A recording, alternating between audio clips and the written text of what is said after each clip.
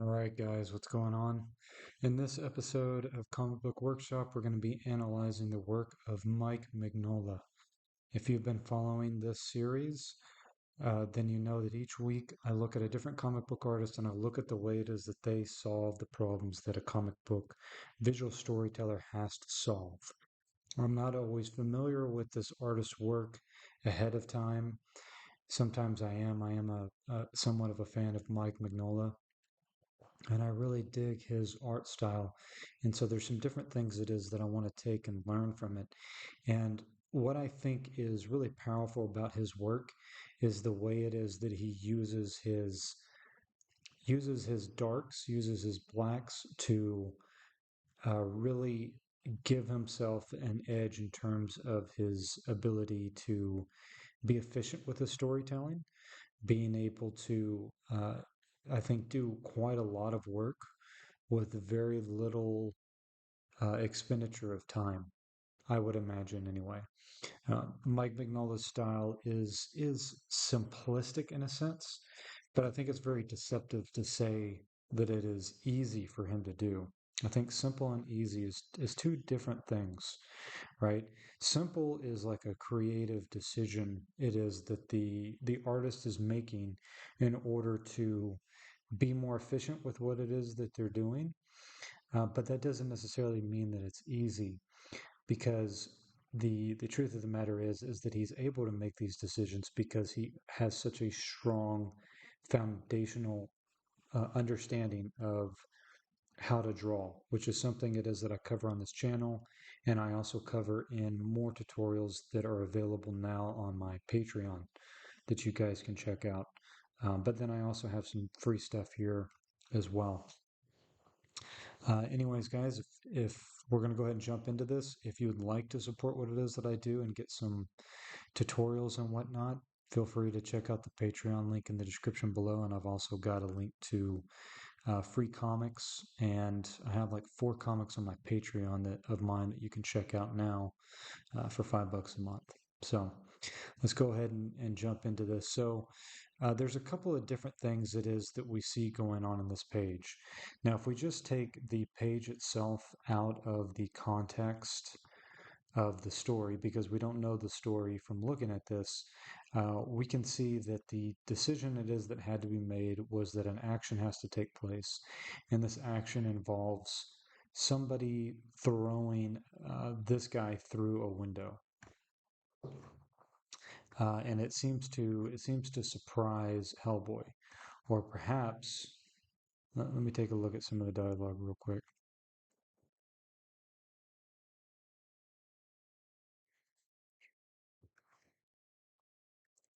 So it looks like it may be Hellboy himself that throws him through the window. But regardless, there's a couple of different things it is that I notice right off the bat.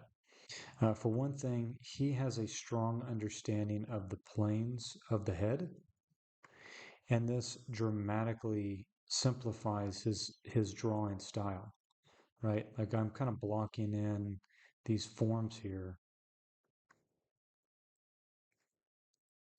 and these forms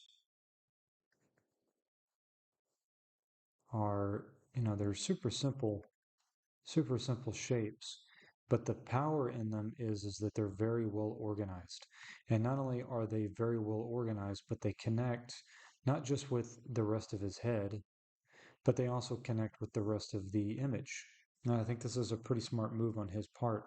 He's connecting all of the darks, and he just flats them, completely flats them, and connects them with the darks of the page itself.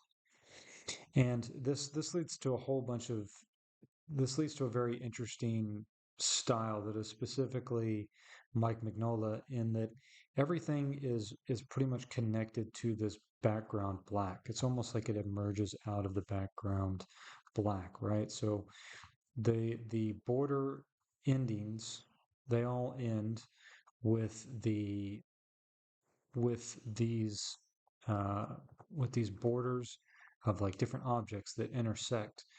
Now, typically, if we just had a white background and then black borders, um, it would still work, but it wouldn't feel as fluid or as well. organized and well designed.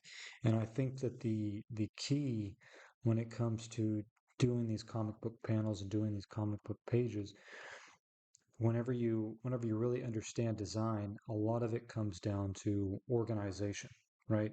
So if we think, for example, if each one of these things, if I was to just take my eraser and I was to take each one of these shapes and erase them out, and I was to make them all individual shapes, could the drawing still work? It could, but if I take away the image itself,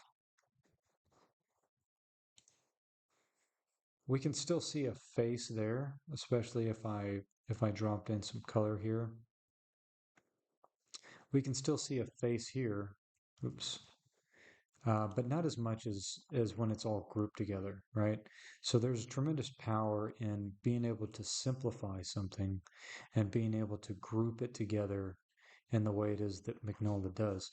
And he does this with not just the faces, but with the gestures of the body, and think like how much time this saves him by just dropping in these dark gestures. But it helps him also put the detail where it is that he wants you, the viewer, to look, right? So part of it goes to help. So part of the detail on this panel goes to Hellboy, but most of the detail goes to the face of this guy in his hands and the reaction of the glass shattering around him. It also creates this interesting effect where he can do some really, really good effects of overlap with these shards of glass as it sits on the shadow layer here, right? And then, like I said, all these blacks, they all connect with this next layer here, right? And I love the way he draws his eyes. He draws these dead eyes, right? And it's almost like he really saves the detail for this face right here, right? Now, as we scroll down, again, if we just look at it in terms of being efficient and effective with his time, uh, you can tell that there is years of experience behind this because Mike is not spending his time um, drawing out a bunch of background details that don't support the story. Instead, he's using these white lines here and this one and this one to give you the sense of a hallway that's going back in the distance with a door here. And he's using these smaller shapes. Remember, we talk about small and big shapes all the time on this channel. He's using these small, big, and medium shapes to ground the frame in a 3D space and give you an idea of how it's sitting, right? So he's got these big shapes, these big rectangular shapes here in the foreground. And this is obviously telling you that it's in the foreground. And then we have smaller and medium shapes that go into the distance that give us this impression of perspective without him having to draw in a bunch of details, right? And this cabinet over here also helps us establish the perspective as well. And it adds a little bit of dimension, right? Because if we think about it, if he didn't have this white shape here, then this black shape would just bleed into this side of it, and it wouldn't make as much sense perspective-wise. And then we have this statue over here, which adds some visual interest to it. And notice again, he's being a comic artist, he's a master at gesture, right? And so the gesture of the body is kind of this over and to the right, right? And he does this very well here as well, and here.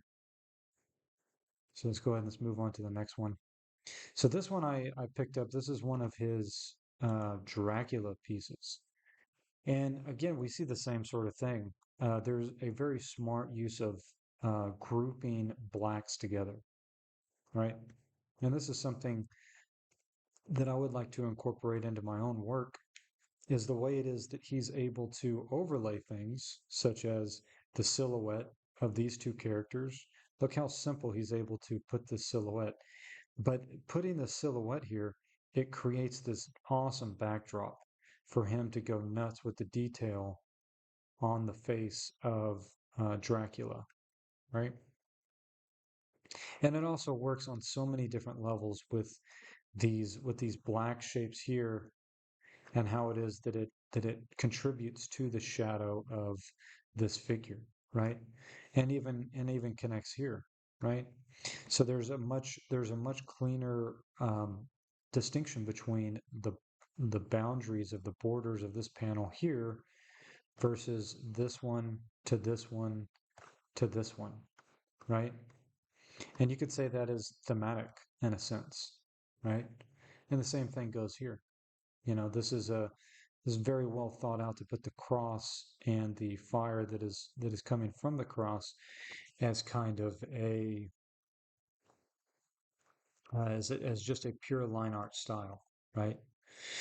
And all this black in here, it is radiating away from him. But it also it also allows him to put the main illustration of the character of Dracula along with the text as the main focal point on this page. And I think that's something that I myself have to learn as a comic artist is that he his drawings not only tell the story, but they're also drawings that you could buy in and of themselves, right? They're comic pages um, that you could use uh, as, or you could sell them as an original piece of art, right? And a lot of the times we can forget that. You know I can. I'll draw something that serves the story, but maybe it doesn't look cool the way it is that Mike's stuff does. So that's something it is that I'm learning. You know, again, another thing it is that really just impresses me is how unafraid he is to be minimalistic.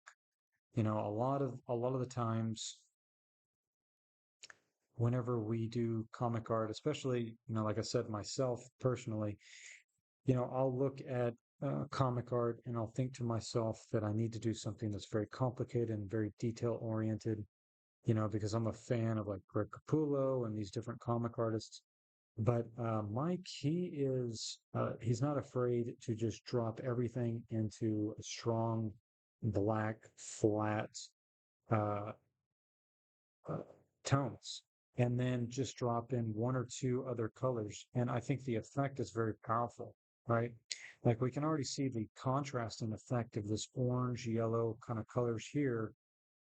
And the orange here is obviously a great contrasting color to the blues that are throughout the rest of the image. And it helps identify the character that is that we're looking at, but it also allows him to explore more detail and more of the visual style of the way it is that he wants to draw this panel here, right? And this is one of the things that I love about American comics that I don't see as much in manga, which is that there's this exploration of different ways of drawing. This is a really cool page. This must be like an old piece from Mike Mignola. But I love this because this feels like you're like I don't know, a dungeon crawler or something like that, and you just came across a scene, and this scene is of like this wizard or this uh, possibly a female. Kind of hard to tell, honestly. I guess it could be either. And he or she is hanging out in her little knack shop, and it looks like there's a bunch of stuff for sale. And I think this is a really cool shot because it shows the amount of detail it is that he could pack into a piece. And so it kind of gives you an idea of like how his style changed over time, you know. And I'm curious what his thoughts were on that. You know, does he just save the crazy amount of detail? Does he just save that for specific pieces that he wants to do? Or did he just get tired of drawing pieces like this and decided to just stick with a minimalistic style?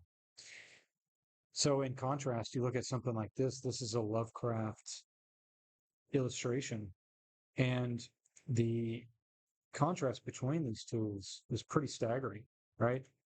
We have all these different elements of things that are pointing down at this character. And there's so many little stories almost. You've got a picture of Edgar Allan Poe over here. Um, you've got like some notes or something down here. You've got like little symbols and things like that that you wonder, like, are these some sort of Easter eggs or something? And then we look here, and the idea is very simple, but very effective, right? And the idea is Lovecraft. And in order to give us an idea of who Lovecraft is, we see this tentacle coming out from underneath his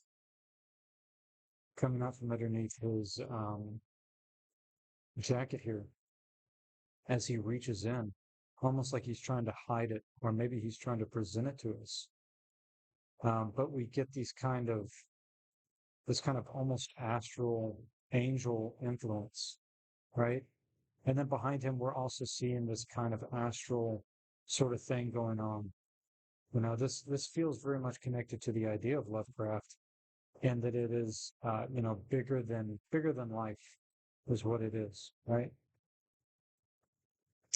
And so instead of putting, Lovecraft in space, he's kind of suggested the idea of Lovecraft in space, which is a lot of the portrayals of Lovecraft that you see, because he completely encircles him with just black, right? And then he has this one knife, dagger-like piece of light that shoots down and points us directly at him. And then we have these portraits of these figures back here. Maybe these people were people of influence to Lovecraft or something. So yeah, that's pretty much what it is that I have to say about Mignola. I think a lot of this other stuff is pretty much going to be a repeat. Um, but I think he does a really good job of using the dark tones very well. And this is a good practice for me personally, which is to see if you can push a comic page all the way without doing anything else to it, just using blacks, right? And then later on, you can always add color digitally. Um, but yeah, that's pretty much what it is that I got. I've included some link to Mike Mignola's work in the links in the description box. Like I said, if you're interested in checking out my comic, I've got a free 19-page comic on my website that you can check out. I've got more tutorials and I've got interviews with comic artists and game developers and stuff like that here on this channel. You can feel free to check all of that out here as well. And I've got a Patreon if you'd like to support what it is that I do, or get some comics that way, uh, or whatever. Anyway, thank you so much for checking out my YouTube channel. Thanks and take care.